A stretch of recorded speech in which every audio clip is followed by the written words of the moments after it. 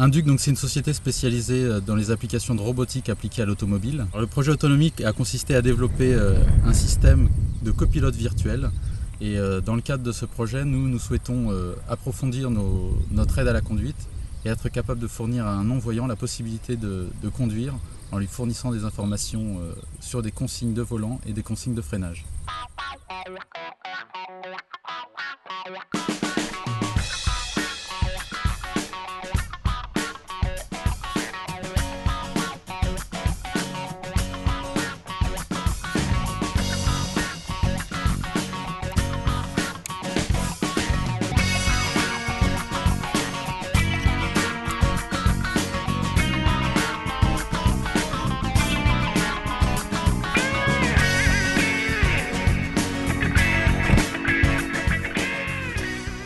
Le système s'appuie sur la technologie GPS, le véhicule est localisé par système satellitaire. Nous avons également des capteurs qui permettent de capter la perception des obstacles et des bords de route. Et ainsi, on est capable de lui fournir des informations vocales de type angle volant et de type freinage. Gauche 5, frein 2, 1, frein, gauche 10, gauche 5, droite 15, droite quart, droite 15. Luc a beaucoup travaillé dans un premier temps sur simulateur pour s'adapter un peu à la synthèse vocale et aux consignes qui peuvent être données. Et aujourd'hui, nous voulons officialiser un peu cet événement sur ce circuit de l'Ednon pour montrer un peu la particularité de ce système qui est vraiment de donner de l'autonomie aux non-voyants. À droite 10, arrête.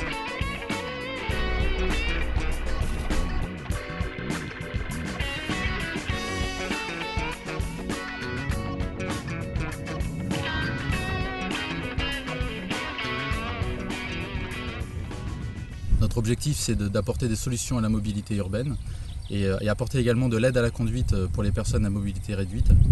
Et nous avons tenu à nous associer à Luc Kostermans pour approfondir notre technologie. Et aujourd'hui, on est capable d'atteindre des vitesses de 70 km/h sur cette petite piste club de l'Ednon et une vitesse moyenne autour de 35 km/h.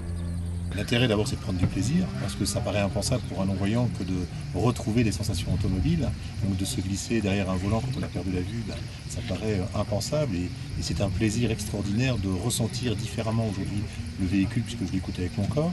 La deuxième chose c'est de pouvoir avoir rencontré ces ingénieurs de la société Induc qui m'ont permis de me glisser derrière ce volant parce qu'ils ont développé des logiciels adaptés, des algorithmes pour pouvoir géolocaliser ce véhicule et par une synthèse vocale me donner des informations en instant T. Aujourd'hui, j'ai foi en la capacité à cette machine à réagir puisqu'elle est extrêmement fiable, elle est extrêmement précise parce que les recalculs se font tous les 10 millièmes de seconde.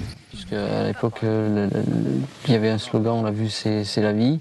Aujourd'hui, la technologie et des hommes mettent en place donc un système qui va permettre une autonomie à des personnes donc non-voyantes ou à mobilité réduite.